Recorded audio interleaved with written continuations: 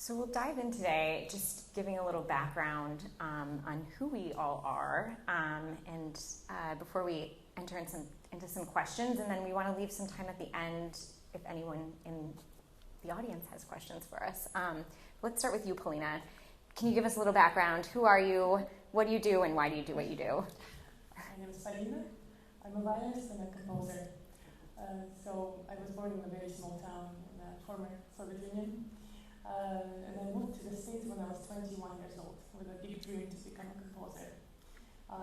Growing up, I had to hide the fact that I was composing music because every time I would mention this to my teachers, they would roll their eyes and really don't know what to say because I never had a female teacher.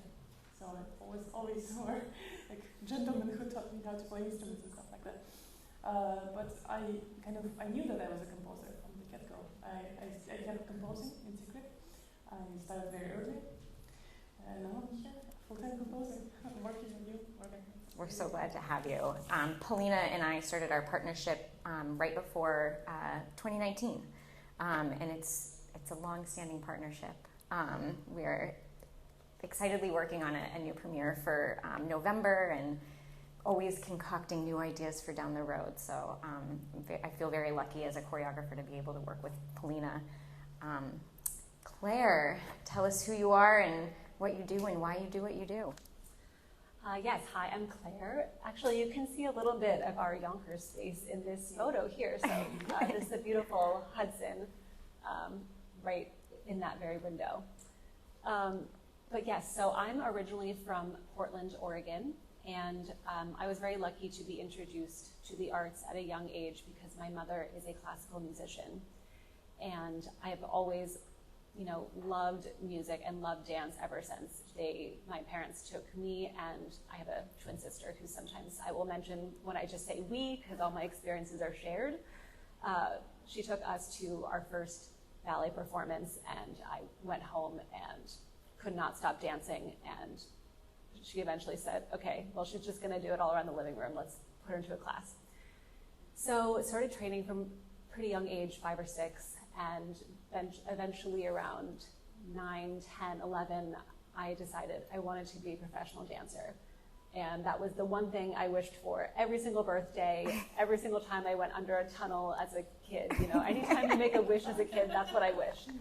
And I trained really hard. I went to ballet boarding school at the Rock School for Dance Education in Philadelphia, which was an interesting experience being away from home. I also trained at the School of Oregon Ballet Theater, and then also at SUNY Purchase, which is really just up the road from here. And then I was in a ballet company at age 20, and that was a really formative experience for me, which I'll touch on later when we have questions. But I was super young and kind of thrown into this professional world, but it's really what I wanted.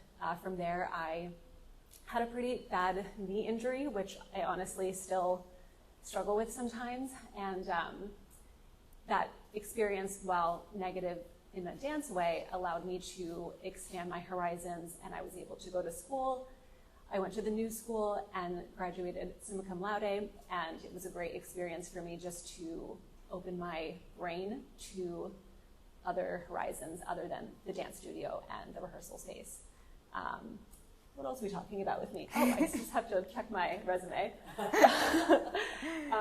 Yes, so I also have danced with Phantom of the Opera, which was a longest running Broadway production. I did the international tour for a few years in 2019 and 2020. Yes, we were open during the pandemic. And then came back, started working with Morgan in 2022. I feel like all the years after the pandemic kind of run together. And also have moonlighted at Phantom when they've needed help. And this year I started working with the Metropolitan Opera.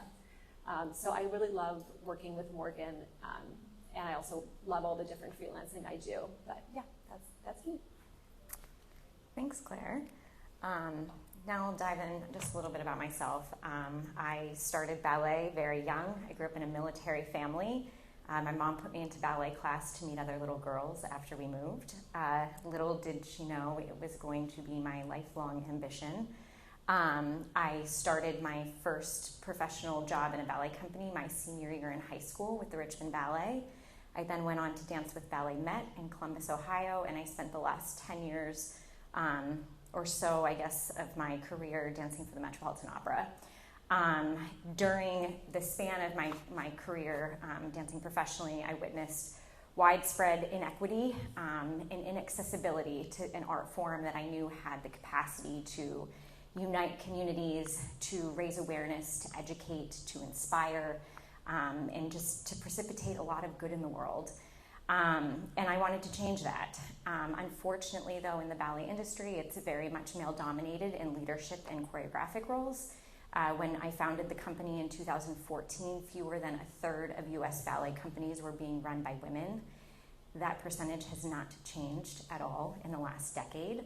Last season, I think it was about fewer than 25% of ballets choreographed by the top 50 US ballet companies were choreographed by women. So the only way I was sort of gonna make my mark in the world is if I started my own thing, which I did in 2014. The company has had a really wonderful 10-year history, and in January we relocated to Yonkers, and we are so thrilled to call Yonkers home and to be making a real impact in this community, and Westchester as a whole, really. But my goal and my work now is really to inspire and precipitate and advocate for real change in the performing arts, specifically in ballet, for gender equity, for racial diversity, for equitable treatment of dancers and artists. I think there's no more derogatory term for an artist than a starving artist. So for me, it's really about changing what it means to be an artist and changing what it means to be a ballet company and how we work and how we operate. So yeah, that's kind of me in a nutshell. I hope I hit everything. I'm also a mom too, so that's a huge part of who I am. I have a 3-year-old daughter, and she, becoming a mom changed who I am as an artist. It's changed my artistic practice. It's changed who I am as a person. It's made me richer and brighter and inspires me in different ways every day.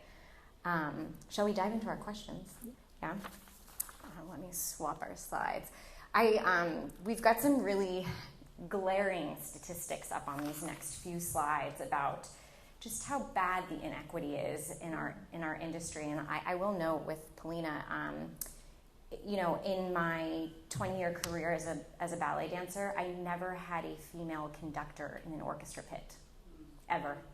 I think there's a female conductor at the Met now, right? Yes. One. We had 2 at Phantom. Yeah. And it's very rare that, in all of the ballets I performed in 20 years, I maybe had a handful that were composed by women. So, I think it's quite apparent, the need for gender equity in Polina's field. But Polina, my first question for you.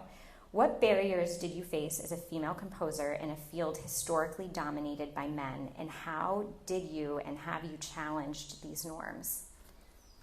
Great question. So I mentioned earlier that I never had a composition teacher who was a female until I moved to the United States and I started my postdoctorate program at the Graduate Center in New York.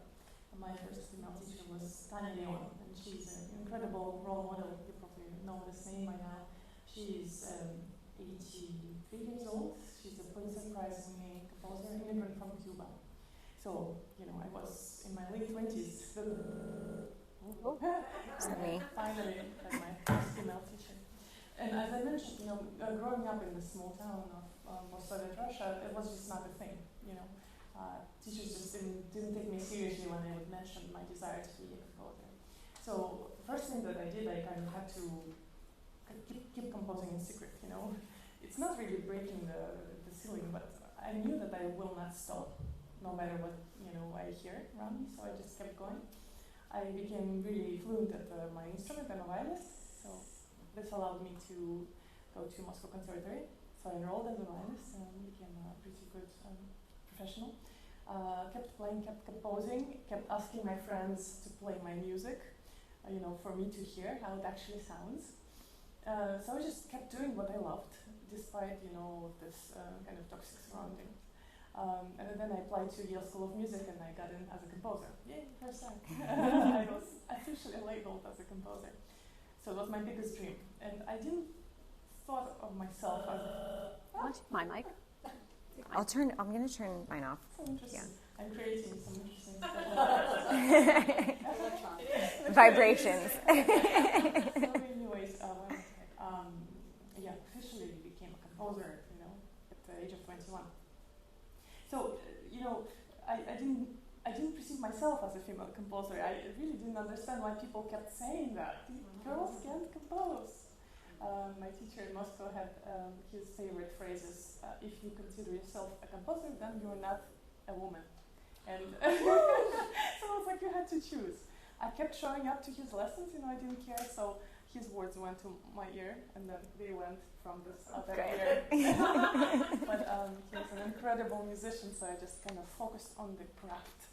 And I was able to somehow kind of put this shell around me, and I really didn't care what people were saying, but it wasn't easy. I wished so that people would treat each other equally, because again, I don't feel that I'm a female composer. I'm just a composer. I love to create music. So I guess the way I broke this is into just kept writing and applied to Yale School of Music, and then finally was able to enroll into a composition program. Amazing. Polina is so modest too. She is an incredible violinist, in addition to being a composer. Claire, I should switch my slides here. What are some of the unique challenges female dancers encounter in the ballet world, particularly in terms of breaking through the glass ceiling? And again, I've got some stats behind Claire about the inequities that we face as female dancers. I would say one of the main challenges is just being taken seriously as an adult. There's a really big problem with infantilization in dance, and it happens to both men and women, but I think it happens much more to women.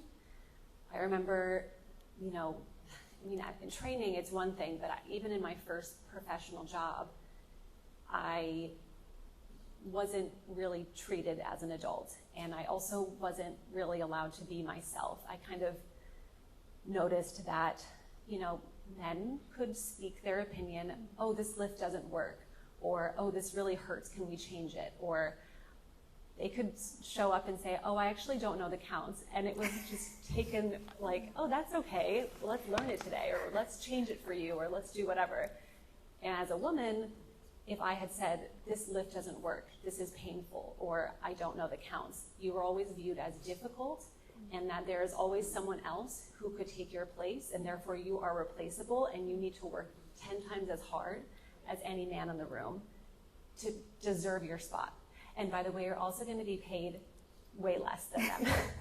So that was super challenging, and I'm a really type A kind of person who's a go-getter, and I like to advocate, and I like to speak my mind, and my mom is, badass. We won't finish the sentence, but that's the kind of household I was raised in, and that's the kind of person I am. And I found it really challenging to mask that part of my personality. And I do just, distinctly remember my first few years in a ballet company. I would go home and I would be so physically tired because the work is so draining.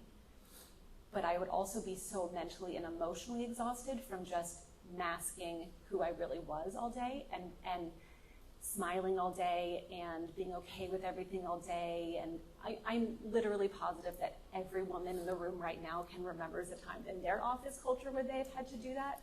So I know it is not unique to dance, but it feels very heightened in the rehearsal or even in the performance space. So I think that's one of the main challenges is being taken seriously, and also just navigating those first few contracts where you kind of realize, okay, well, here's how the paradigm actually is, and how do I operate within that. I will say that as I've gotten, older in my career and had more experience, I have chosen rooms to work in where I know that who I am as a person will be celebrated. And that's one of the reasons I adore working with Morgan, is because I know that she had that exact same experience. So she fosters an environment that is so opposite to, the holding things back and just being okay with everything. And I really appreciate that.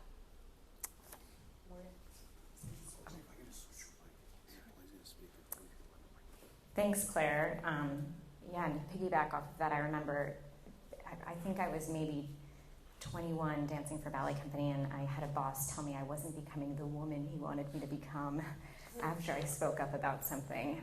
So it's, to reiterate sort of what Claire had said, it's very common, and, contracts are renewed annually. So if you speak up, you usually are moved out, unfortunately. I was going to ask you a question. Yes. I'm going to ask Morgan her question so she doesn't ask herself. So Morgan, what were some of the biggest challenges you faced as a female choreographer in a male-dominated field, and how did you overcome them? I think the biggest challenge for me was the lack of opportunity. I was in the middle of a career as a ballet dancer, and I wanted more, not that being a ballet dancer wasn't enough, it was everything to me. I dedicated my life to my job. For me, I wanted to be a choreographer, and I wasn't going to be given the opportunity. And the only way for me to have that opportunity was to make my own opportunity. So, in 2013, I launched a crowdfunding campaign. I applied for 501c3 status with the IRS, and MorDance was born. So for me, it's the inequities in the art form are much larger than myself, and much larger than just female inequities in the art form. Again, ballet has the capacity to do so much. And we see this, we have a lot of outreach programs where we work with under-resourced youth, and the way it empowers children and the way it inspires self-confidence within kids who don't have confidence, dance is incredible.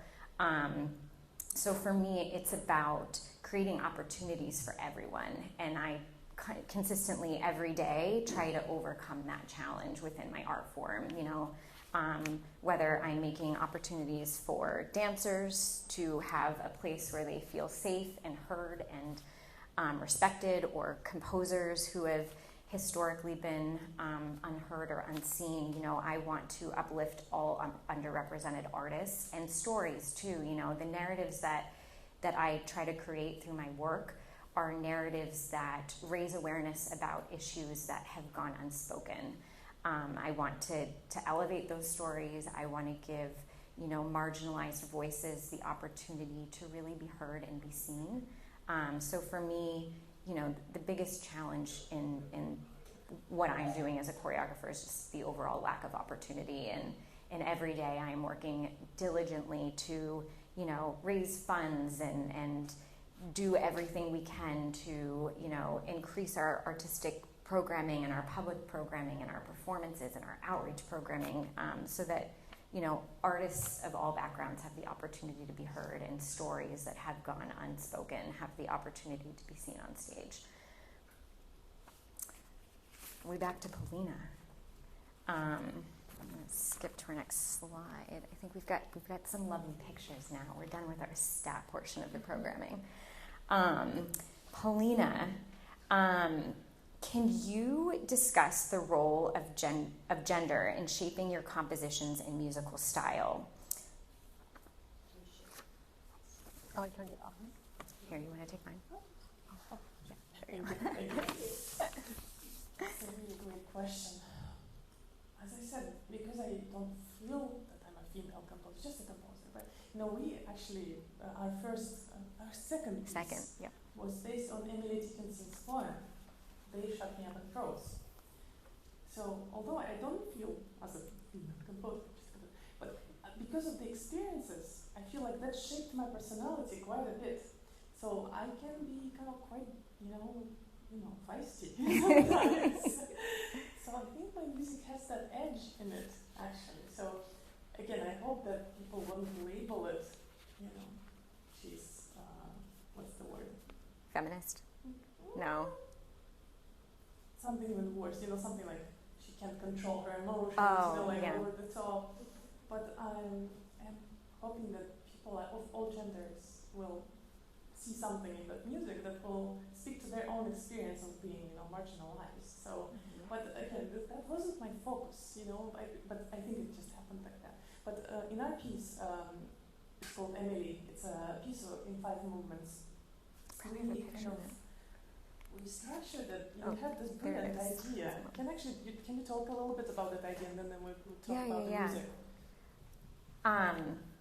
I was fascinated by Emily Dickinson as a person, and I came across the poem They Shut Me Up in Prose, which is very short, 3 stanzas. And I approached Polina, and I was like, I've got this great idea, as I often do, probably at 4 a.m. And I was like, I want to split the poem up into 5 segments, essentially, that kind of reflect the phases of life that women go through.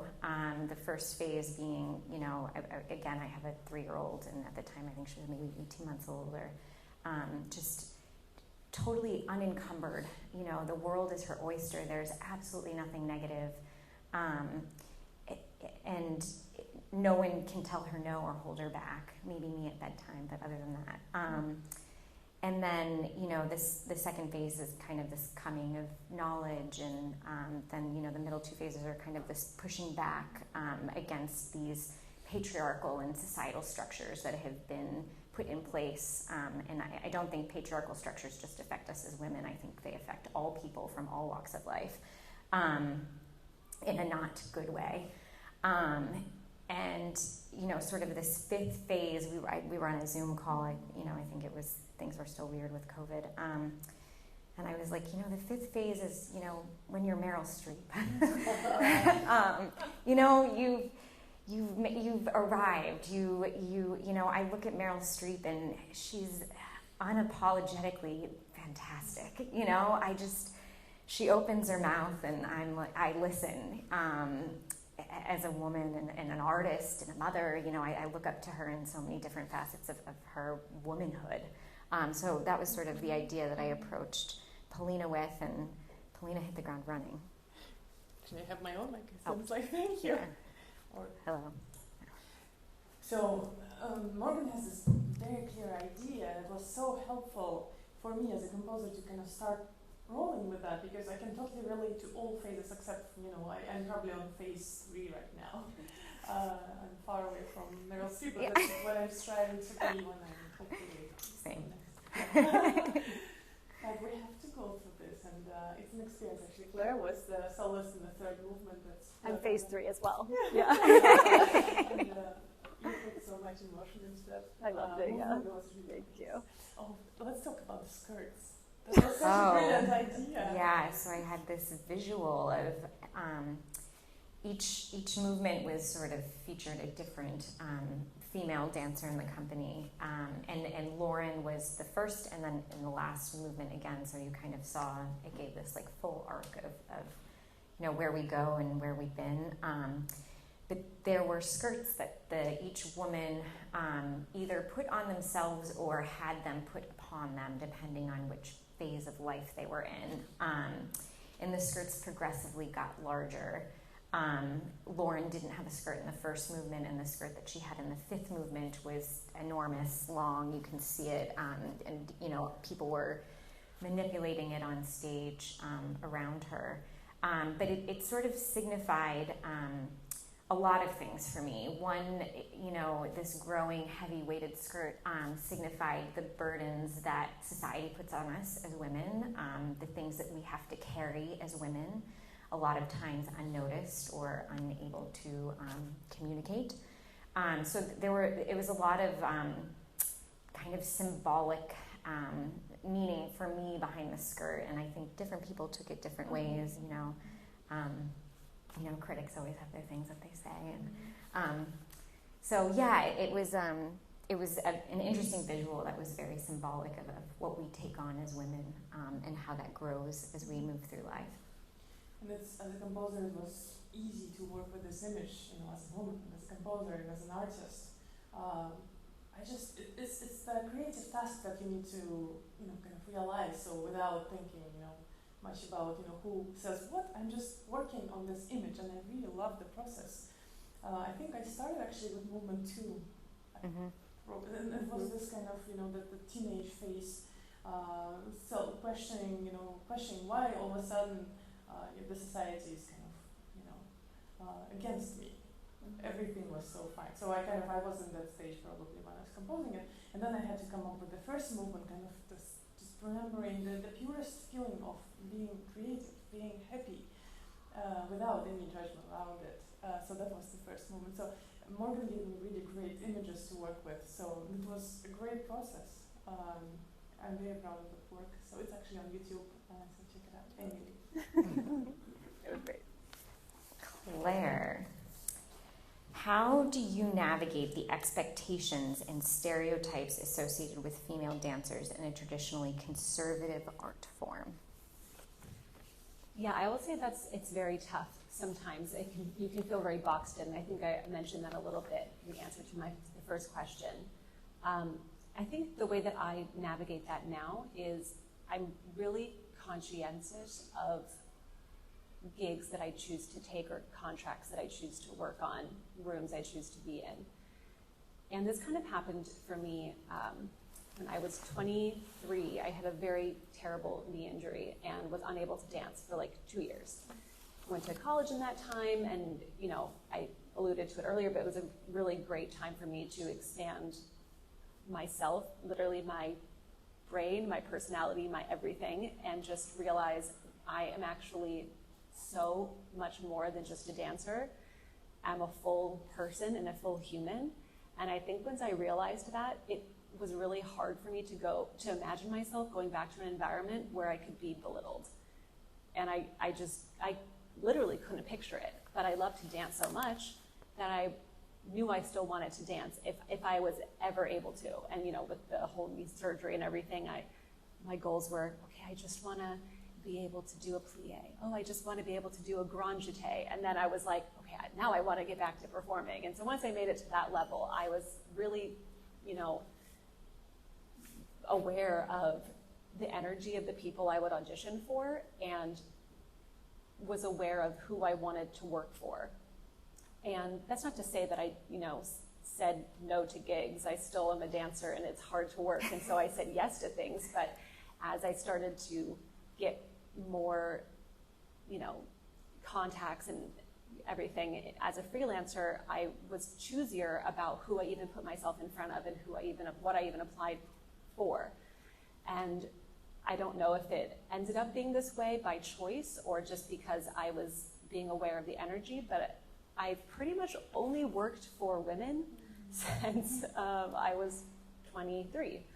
And, you know, I definitely worked for a few men. Of course, when I did Phantom, the director was pretty much always a man, but our music director and our choreographer, well, Jillian Lynn, the choreographer of the show, is no longer around, but her deputy were all women.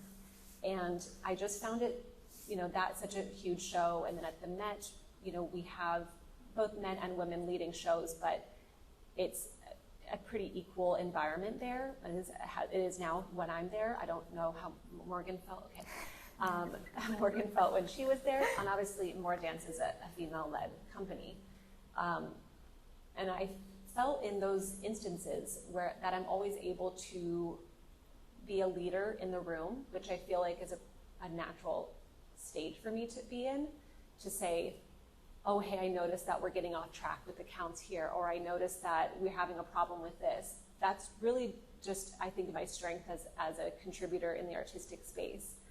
And in my first few jobs, I never felt that was something that was valued coming from my voice. I was not valued as a contributor. I was only valued as a dancer. And a specific kind of dancer, a dancer they want to assimilate to the other female dancers. As a female dancer, you're often, you know, you're not asked, what would you like to do here? Or would you like to do this to the right or the left? It's very much, do this.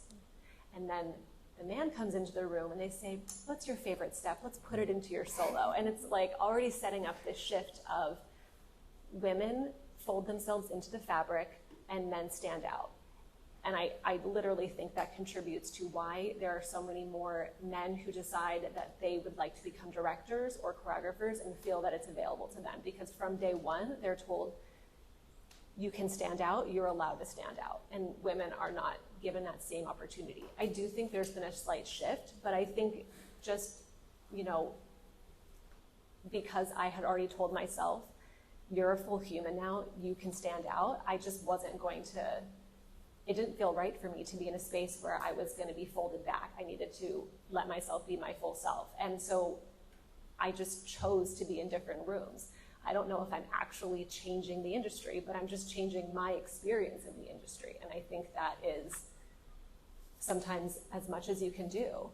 And I'm happy with that choice. It's felt right for me. Thanks, Claire. Do you have a question for me? I do have a question for you. Morgan, can you share a specific moment or project where you felt you broke through barriers and made significant strides in your career? There's a story that I'm starting to tell more and more often because it's a story that happened. It was one of our first student workshops after coming back from COVID in a public school. We weren't able to have students back in, we do a free annual student matinee where we invite about 500 students from under-resourced public schools to see the performance, and we weren't able to do that again until just last year because of, you know, everything. But it was our first in-school workshop. It was at a school in the Bronx that has a dance teacher at the school. It's incredible. And this school also is able to take field trips to one of the other major ballet companies in New York. So these children are getting exposure, which is incredible. But this one, the dancers performed and we were having a Q&A afterwards, and this one young boy said to me, "Why do the dancers look like us?" And we're all in masks. I thought maybe I didn't hear the question. So I asked him to repeat the question, and then he said, I look like so-and-so, and, this young girl next to me looks like Ayaka, and, he could see physical representation on the stage in our dancers. And for me, so much of this equity is not just about gender equity in our art form, it's about racial equity as well. So many ballet companies are incredibly homogenous, not just in terms of, race, but also, body makeup. I was 5'3". It was a setback for me in my career. Actually, I'm 5'2". I think my resume says I'm 5'3". No one ever measured me though. But for me and what I'm trying to accomplish with my art, that moment for me was so pivotal because that young boy, no, he's maybe not seeing himself as being a ballet dancer, but maybe it's opened a door. Maybe he now sees himself as, I could be anything. If we all look like these dancers, I could be anything. I could be a doctor, a lawyer, the president. And I know for me personally, it was hard breaking into this industry because I had no female mentors. There were no women that went before me that I could say, I had this direct interaction with this female choreographer who was incredible. I didn't have that. It might sound silly, but I remember seeing Rihanna on stage at the Super Pregnant and being like, this is amazing. Because again, in my art form, when I was pregnant, I danced until I was about 5 months pregnant and couldn't hide it anymore.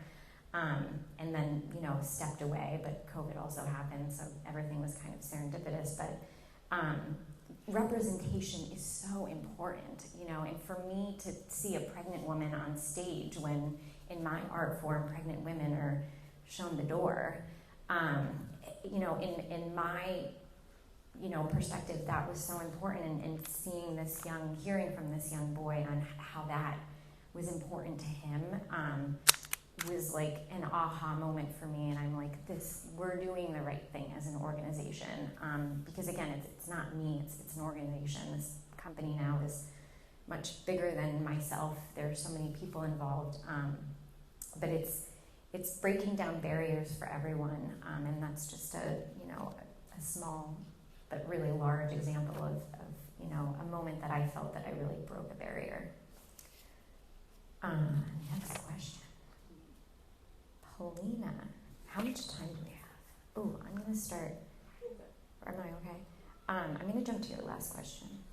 What advice do you have for young female composers aspiring to make their mark in the industry? As simple as just keep composing and don't listen to what people are saying. Just keep pushing and producing art if it makes you happy, if you want to do it. Because anyone can be creative, anyone can be a composer. It doesn't matter if you're a choreographer or you're non-binary. It doesn't matter. As long as you want to create, you should create.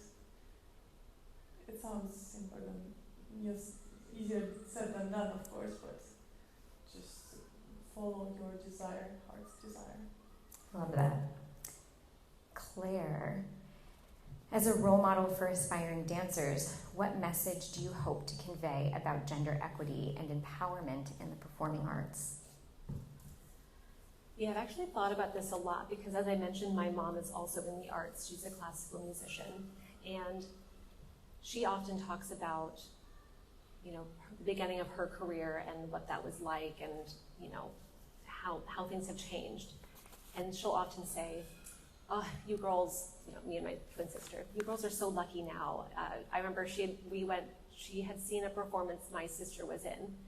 My sister was more of a contemporary dancer, and they weren't really even wearing makeup. Their hair was down, and they were telling stories, and they were, being really themselves in this really neutral way. It did not have to be traditionally feminine or anything. It just was themselves, human, however they showed up that day.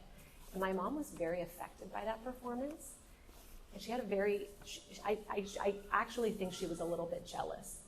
And it was very interesting for me. And I remember thinking, my mom can see all the progress we've made, and she has realized that she's not able to reap all the benefits of it, because that's just how it works, right? We push a little forward and we pass the baton on to the next.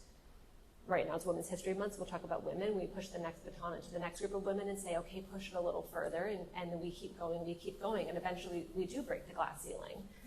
And there have been times in my career when I wish things could be different, but I realized that we are making strides, inching forward little by little, and the work that we have to do so that we can pass the baton to the next group of women in a good spot in the race, so we can, I don't know, what's the analogy here, win the gold medal or something, is to keep advocating and to keep choosing rooms where we are allowed to be ourselves, so that those rooms have more spotlight on them, and we continue to show up and be our full selves and unapologetically, and continue speaking out when things are, when things are incorrect, or, I think that's important to spotlight when things are bad and to spotlight when things are good. But it's a slow inch, and I just hope that at the end of my career, I'll pass the baton and we'll have inched forward a little bit, and the next group of women will take it from there, and they'll keep going. Thanks, Claire. Your last question? Yeah, maybe. So we have time for questions. Morgan, what advice do you have for aspiring female choreographers looking to break into the industry? I think about this question often. I think the most important thing is to embrace your unique perspective. And I say this for any artist that has been historically marginalized within their medium. Our art is made richer by the diverse array of voices that come to the table. And I think this is where our art form has really fallen short. I think for a long time we had one sort of voice coming to the table. And I think when we give people from all backgrounds a seat, we are making art that is just richer and fuller and, again, attracts a wider audience. I remember sitting in union negotiations at the Met Opera much over a decade ago, a federal mediator was called in because all 14 unions couldn't come to terms. And someone in management said, today's audience, everything was blamed on ticket sales. That's why our pay had to be cut. And, today's audience has the attention span of gnats. And I don't think that to be true at all. I think today's audience is incredible. I've been working with the junior docents here at the museum, and these kids are, wow. They're inspiring, but it's a diverse array of voices in a room, and I think that's the thing that's most inspiring to me. So I think when we're producing, as artists, when we're producing and presenting art that is varied and unique and has different perspectives, we're going to advance the art form forward. We're going to inspire and welcome in new audience members. We are going to precipitate social change and environmental stewardship and civic, all of these things that society needs a little more. We're going to inspire. So, my advice to the next generation of female composers, dancers, choreographers is just embrace your unique perspective, whatever that is, and show up to the table and demand your seat at the table. And also email me, call me. Yeah. Does anyone have any questions? Yes. Question for you, Morgan and Claire. As dancers, you mentioned earlier that there is gross underrepresentation of choreographers. As dancers working with a male choreographer and a female choreographer, have you noticed any difference in terms of how they think about your body, what you're able to do, what you're not able to do, what you shouldn't be doing, what showcases your body in the dance best? Heck yeah. And I think my perspective might be a little bit different than Claire's too, because I only worked with maybe 5 female choreographers in 20 years. And they were never for a full-length work. It was maybe a 20-minute ballet. And there was always a male artistic director.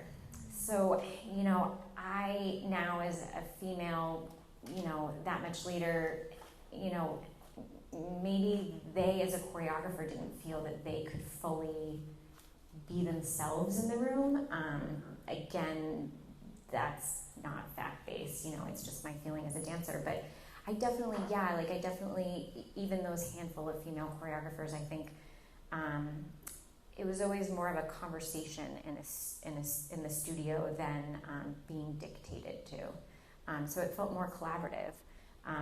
And again, I think collaboration is the key to great art. Mm-hmm. Claire? Yeah, definitely more of that, what Morgan just said. I think every time, except for recently, I actually do think the industry is changing a little bit with this, and I do think that's because women are showing up more as full humans with voices in the studio space, and that's getting to be more accepted. And I don't know if that's because more women are directors and choreographers than they used to be. I mean, it's like a 5% shift, but I do think it makes a difference. But earlier in my career, I was literally never, I worked with like 2 female choreographers when I was at American Repertory Ballet. And I think one of them asked me, does this lift feel okay for you? And most of the time, it was never like, this lift is really scary. Like, I did some things that they were very scary, and we were never asked, are you okay with this? Or do you want a spotter? Or anything like that. It was just like, okay, get up there, let's go. And I will say that I've noticed a little bit of shift with that, but I also work with more women now, so maybe that's also just more my personal experience. I will say that Morgan is pretty good about saying, like, is this comfortable? Like, let's keep working on this. How can we get the same idea, and maybe it's different for your body, but it's all about what is, ultimately we're serving a concept and a choreographic idea. It doesn't need to be, it has to be this lift or nothing else, because that's ridiculous. But I do think that early on in my career, sometimes it felt like that. I also think there's more awareness around the lack of equity in the dance community. There's an incredible organization called Dance Data Project that has funded a tremendous amount of research to highlight pay gaps, lack of representation.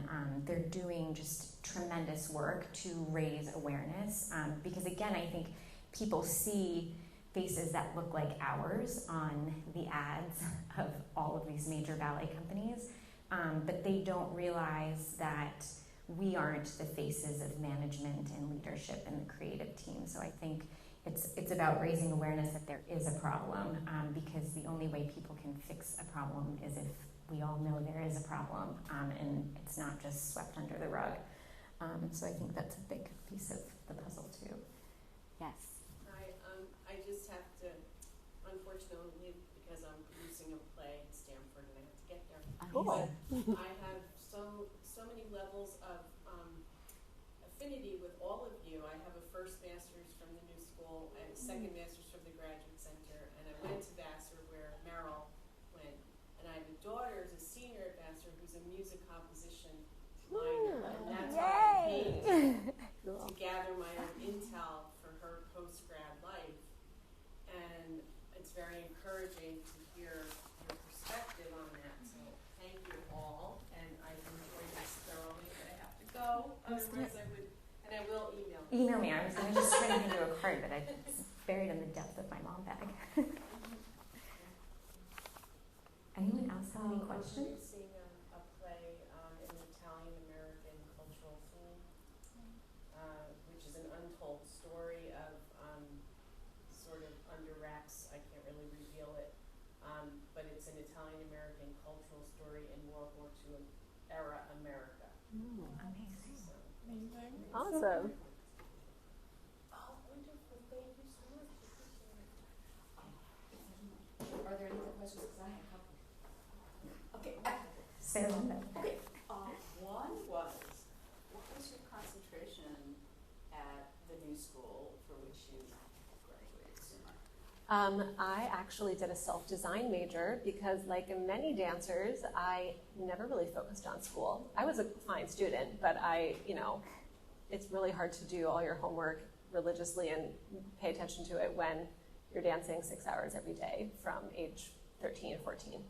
So I did a self-design major because I had no idea what I was interested in and what I might like. So I did a lot of journalism courses, arts history, curatorial courses, media studies, and then I just it just ended up being a liberal arts BA essentially. But yeah, it was very illuminating for me. So thank you. That New School makes a lot of sense. So, Yeah. you may or may not be aware that recently the company performed a ballet called Humanism that made use of all the galleries in the museum. It was an immersive performance piece, and hundreds, it seemed, of visitors followed them throughout the galleries.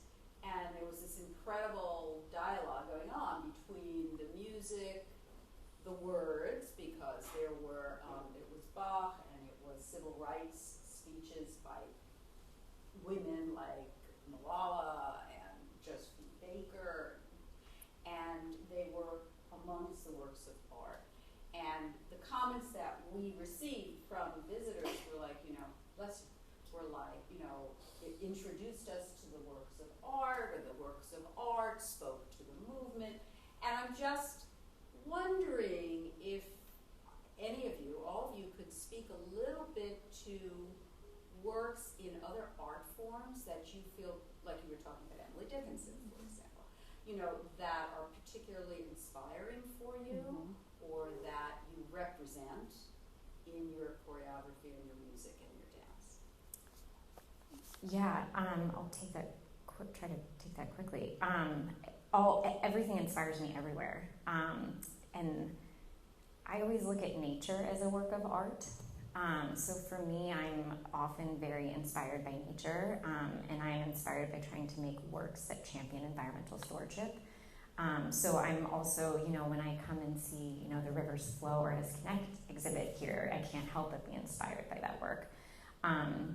Last year I made a ballet about the albatross bird population and how 90% of all seabirds have some sort of plastic in their intestines, and of the 18 albatross species, of the 22 albatross species, 18 are currently threatened with extinction. And Polina and I, the work that we're coming up with soon is based on the work of a scientist, Susan Simard, who essentially uncovered that trees communicate via mycorrhizal and fungi connections, and she revolutionized foresting policies in Canada, which eventually trickled down to the United States. But I look at nature as a work of art, and I'm very often inspired by nature, but then you come and see incredible visual pieces of art that are inspired by nature, so it's kind of this very circular inspiration.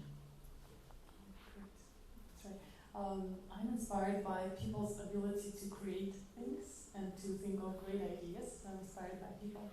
Yesterday I went to see the La Forza del Destino at the Met, my own performance, and that production is incredible. It's incredible because it's new and it's rethinking of this story in this incredible way. During the overture, the famous overture, plus maybe 8 minutes, they did the kind of an immersive theater pantomime on stage, on the rotation stage. And it was this combination of music and theater in the opera without singing. So I saw that and I was like, wow, this is beautiful.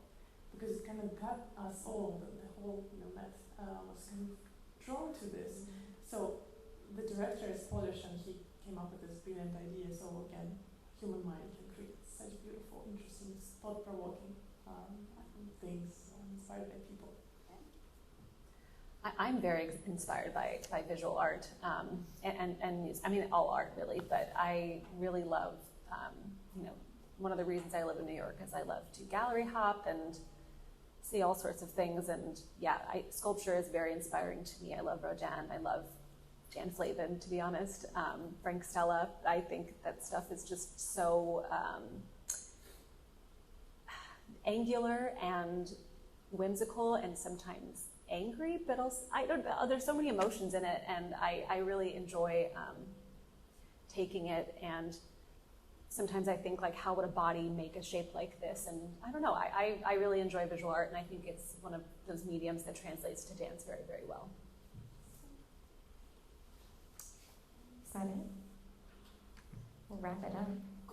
I just wanted to thank you, really enjoyed it. I was inspired to come here by attending the rehearsal that I saw at your studio in downtown Yonkers, and it was just so special to be able to be there as a guest and see what happens behind the scenes. And then I had a few minutes to Cheryl was with me, and we just spoke to Morgan, and just listening to her, I was so inspired, by her vision, how she sees the power of dance, what this is going to do to our community, and really focusing on equity and access and attention to marginalized communities. I said, oh my God, a wonderful breath of air. We're so sorry in this community. So I said, I have to come in here and love Thank you. Ladies also. Thank you. Thank you.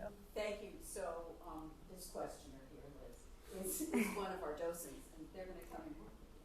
They couldn't come. They're coming to work with the docents. No, I know. Oh, great, too. Yeah. Got my children and everything.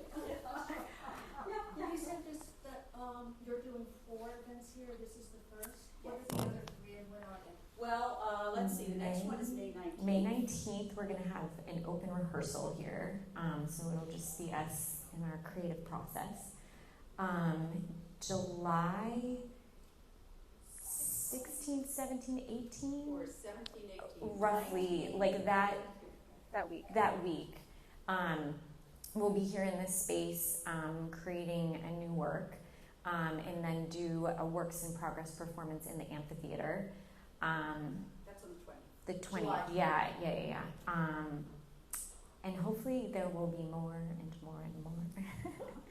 You can't get rid of us. Oh, no, and this confluence really between the community and the dance company and the museum, this triangulation is exactly what we are hoping for, and I'm so But thank you so much for coming, and thank you, Morgan, Polina, Thank you. and Claire. Okay. And also thank you to our interpreters. We have Melody Garden, right, and Gabrielle Reyes. And just thank you all so much for coming, and more of MorDance soon. Yes. Thank you. Thank you. Thank you.